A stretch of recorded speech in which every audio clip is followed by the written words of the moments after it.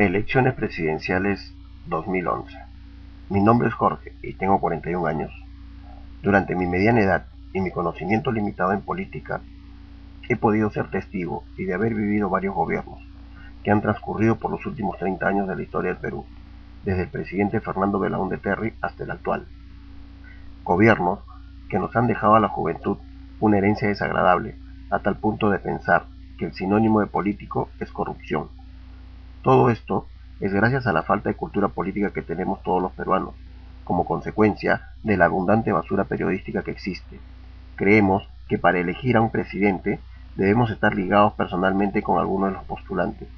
El destino de un país no se mide por los intereses personales que puedan disfrutar algunos elegidos, sino más bien por el destino del propio país. A continuación, citaremos un resumen breve de los últimos 5 gobiernos. Segundo gobierno de Belaúnde Terry. A mi juicio, y tomando como referencia los acontecimientos ocurridos en ese periodo, podemos concluir que el gobierno de Belaúnde Terry fue un gobierno malo, y cito sus desaciertos. Heredó un caos político, económico y social del gobierno militar, y que él no supo controlar. Quiso controlar la economía prestándose dinero del extranjero, trayendo como consecuencia el endeudamiento del país. Con sus malas políticas económicas, permitió el inicio de la inflación. Con pleno conocimiento del nacimiento del terrorismo, pasó por alto tal acontecimiento, y todos fuimos testigos de las desgracias futuras. También debemos de tener en cuenta que su primer gobierno fue tan malo que se necesitó un golpe de Estado para poder sacarlo del poder. No hizo nada con la expropiación de las tierras despojadas de la reforma agraria. Militarmente no supo controlar el límite fronterizo entre Perú y Ecuador, por el cual los ecuatorianos instalaron un puesto militar varios kilómetros dentro del territorio peruano. Primer gobierno de Alan García. Este caso ya es bastante conocido y no vale la pena seguir hablando del tema, pero lo que llama la atención de este caso es la llegada al poder de un hombre que, teniendo una trayectoria política firme y que además haya tenido como maestro a un ilustre peruano, no haya aprendido la lección y nos deje como regalo el poder de los gobiernos en la historia del Perú. En 1985, todos los peruanos nos dejamos engañar por la demagogia, el populismo y el gran floro que este hombre demostró a lo largo de su campaña política. La hiperinflación, las grandes colas, el dólar MUC, el tren eléctrico, la estatización de la banca, etc., fueron parte del gran regalo que este sujeto nos dejó durante su gobierno. Muchos agregan también las escapadas en moto de Palacio de Gobierno para visitar a una u otra hembrita que este pañalón tenía fuera de su matrimonio. Todo esto es consecuencia de la arrogancia, egocentrismo, autoritarismo que este señor demostró en su segundo gobierno, pero que en su primer gobierno recién empezó a tomar cuerpo, o sea, estaba practicando esta conducta deplorable. Por primera vez en mi vida he venido a ser testigo de una gran verdad, y es la descrita por el embajador de los Estados Unidos en Perú, con respecto al perfil psicológico de Alan García Pérez. Creo que ha sido lo más acertado que he podido leer sobre este señor, con un grado de autoritarismo y soberbia incomparable, el mismo que se refleja hoy en la intervención de la campaña electoral y su apoyo descarado y desesperado, y según él anónimo, a un candidato presidencial, pero todos sabemos que es Castañeda Alós. Primer gobierno, y ojalá único, de los Fujimori, sinónimo de dictadura, corrupción y lavado de dinero por el narcotráfico, pero que sin embargo, rodeado de gente que solo les interesaban sus intereses personales, permanecieron en el poder por un periodo de 11 años. El chino, quien se presentaba como una santa paloma y que gritó a los 4 vientos no implantar el shock, aduciendo que esto significaría el caos para el país, no dudó en hacerlo, sin importarle las consecuencias, conducta digna de todo un dictador, que además robó el plan de gobierno bien elaborado y estructurado de Mario Vargas Llosa. Se atribuye la pacificación del país y la eliminación del terrorismo. La Policía Nacional, que durante el gobierno de Fujimori jamás recibió el apoyo económico ni moral para tal fin, ha expresado públicamente lo que ocurrió. En la actualidad, nos quieren vender el cuento que él no sabía nada del accionar de su asesor. Esos cuentos solo se lo cree su hija Keiko, que solo tiene la intención de llegar a la presidencia para indultar a su padre y continuar con la corrupción.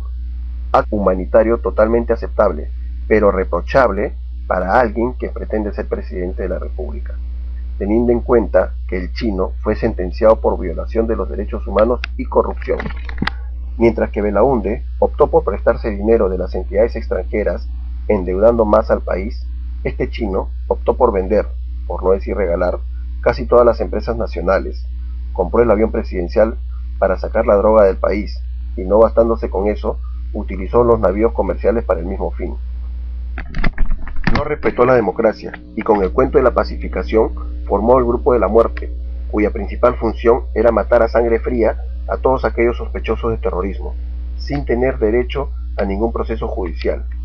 Se rodeó de personajes políticos adulones, tránsfugas, otorongos, etc., que el único trabajo que tenían era cobrar ilícitamente grandes cantidades de dinero y decir sí a todo lo que el chino decía. Acá hay mucho más por escribir, pero esto sería motivo de un libro de 1000 páginas, y eso no es el caso. Gobierno de Toledo. Cholito lindo, coquetón y carretón, economista de profesión. Como candidato, nos vendió la idea de bajar el IGB al 15%, pero que durante su gobierno lo subió al 19%. Un hombre que no reconoce a una hija no tiene calidad moral para gobernar un país. Hasta un joven de 15 años sabe perfectamente las consecuencias y riesgos que trae tener relaciones íntimas con una mujer, pero este no ha querido aceptar su responsabilidad, defendiéndose con sus grandes abogados, quienes pisoteaban a los pobres abogados de su hija. ¿Dónde está la justicia? Pero sin embargo, llegó a gobernarnos, y para suerte de los peruanos no lo hizo tan mal. Antes de ser candidato por segunda vez y viviendo en los Estados Unidos, le preguntaron si se presentaría a la presidencia por segunda vez, y este respondió: si veo que el Perú y su democracia se encuentran en peligro, no dudaría en presentarme a la presidencia para devolver la estabilidad al país. Cholo pendejo. ¿Quién te hizo creer que tú sacaste a Fujimori del poder? Este gobierno se cayó solo, y con la ayuda de la Pinchi Pinchi, quien tuvo la valentía, gracias a sus celos, de sacar el video Curi Montesinos.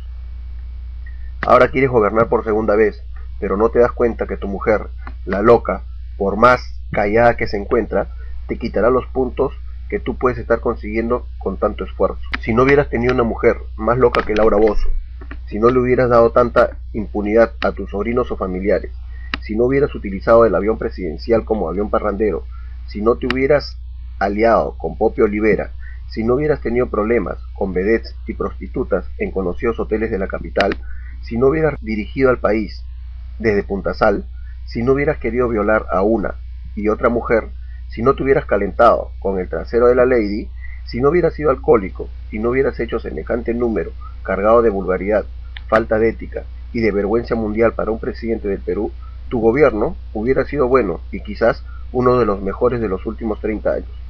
Con esta calidad moral, ¿quieres gobernar por segunda vez? Cholo carretón. Segundo gobierno de Alan García. Al parecer, el loco se ha tranquilizado, y a mi criterio, su segundo gobierno ha sido planteado como para reivindicar el nombre de García, que ya está por los suelos, así como también levantar la popularidad y el reconocimiento del partido aprista, popularidad que el mismo Alan ha destruido con su primer gobierno, y que ahora de manera desesperada quiere resucitar, siendo este el principal interés de este loco y no el futuro del país. A este hombre se le dio dos grandes responsabilidades en su vida: gobernar el Perú y el destino del partido aprista. Ninguna de estas dos responsabilidades pudo hacerlas bien. En su primer gobierno destruyó al país, y el APRA quedó gravemente enfermo, casi en estado de coma. Pero en este segundo gobierno, Alan se encargó de darle la estocada final, al punto de no tener candidato propio para estas elecciones presidenciales. El APRA no tardará mucho en morir, que en paz descanse. En lo económico no hubo mucho que hacer, porque ya lo tenía todo listo. La corrupción del primer gobierno se ha demostrado abiertamente, así como también el cupo de trabajo para los compañeros del partido. A este loco solo se le tiene que medir a nivel personal, como por ejemplo la cachetada al voluntario médico, cosa deplorable para un presidente de la República, el indulto a un ex dueño de televisión, enfermedad que solo García se lo comió, al igual que ignorar sobre los lotes petrolíferos y la participación de Del Castillo, compra 700 patrulleros para la Policía Nacional, etc. En fin, para penas de mucho, yo creo que el partido aprista ya llegó a su meta, y en esta elección presidencial no tendrán mayoría en el Congreso, y con el tiempo desaparecerá, al igual que Acción Popular, PPC, Izquierda Unida y otros partidos políticos. La gran pregunta es, ahora, ¿a quiénes apoyarán los apristas? A Humala, no. A Toledo, no. A Keiko, les interesa, pero la trayectoria de su padre será una mancha muy grande y una cruz que cargar. A Castañeda, es el favorito, pero tienen miedo de identificarse abiertamente. Hasta ahora lo han venido haciendo indirectamente, según Alan, claro. A Kuczynski les interesa también, pero el porcentaje bajo que le dan las encuestas los tienen bastante preocupados. A las finales saldrían diciendo que no apoyarían a nadie. No es así. Nadie quiere el apoyo de ellos, que es diferente. Pobres. Nadie quiere quemarse con ellos, teniendo en cuenta que este partido pasa por una crisis muy grave que lo está llevando a la muerte. Prueba de ello es el descontento que existe entre los compañeros cuando presentaron la lista al Congreso. En estas líneas he podido resumir de manera particular la historia del Perú durante los últimos 30 años. Y ahora, a víspera de una nueva elección presidencial, tenemos como candidatos a personajes pintorescos, que ojalá solo queden en eso, y no ocupen un lugar importante en la historia del Perú. De toda la basura que tenemos que escoger, solo hay unos pocos que pueden ocupar el cargo de la presidencia. Yo particularmente ya he elegido, pero espero que ustedes lo hagan también con bastante responsabilidad y no se dejen llevar por el interés periodístico que solo tiene la intención de levantar al candidato que le interesa al dueño del canal, radio o periódico. Y para terminar, les mando un resumen de algunos de los candidatos. Keiko, China dulce como la Caperucita, pero no me refiero a la verdadera Caperucita, sino más bien al lobo que se disfrazó de la Caperucita. Al igual que Alan, ahora pide la pena de muerte para los violadores de menores. ¿Esta China es tonta o se hace? ¿No se da cuenta que Alan también hablaba de eso cuando fue candidato? Y una vez que fue presidente, al carajo con la pena de muerte. Recordemos. Yo he sido proponente y partidario de la pena de muerte para los violadores de niños y más en los casos seguidos de muerte de niños.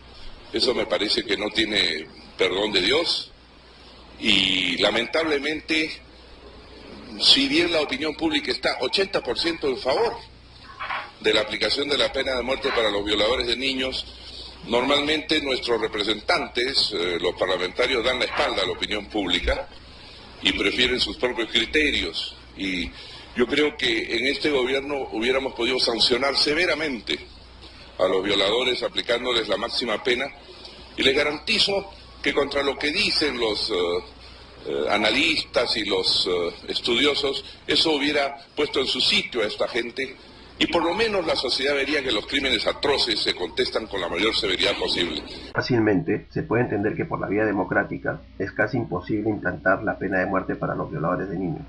¿Acaso ella lo quiere hacer siguiendo la conducta de su padre, o sea, de manera autoritaria o dictatorial, o bajándose todas las leyes que se los impiden?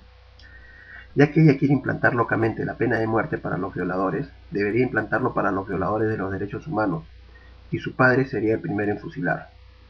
Esta China es la única que se come el cuento de la inocencia de su padre, y que además dice que su papito no sabía nada de lo que el tío Vladi hacía. Bueno, la China sola no, sino también el dinosaurio Rafo, las Martas, la tía Cuculiza, Yoshiyama, el monstruo de Sarabá, etc. Hay todavía en el Perú más tonto de lo que pensábamos, pero para suerte todos son fujimoristas. Esta China, que se educó con el dinero de todos los peruanos, ahora quiere llegar al poder para sacar a su padre y seguir utilizando el dinero de todos. A las finales, ella creció con la idea de que el dinero de todos los peruanos le pertenece a la familia Fujimori. ¿Qué calidad moral puede tener esta hija que, sabiendo que su padre electrocutaba a su madre, decide continuar al lado de él? Claro es, por el poder, la riqueza, su futuro político, que ahora utiliza muy bien, y encima habla de honestidad, China pendenciera. En son de broma, Jaime Bailey, en el aniversario de los 25 años del Canal 2, dijo: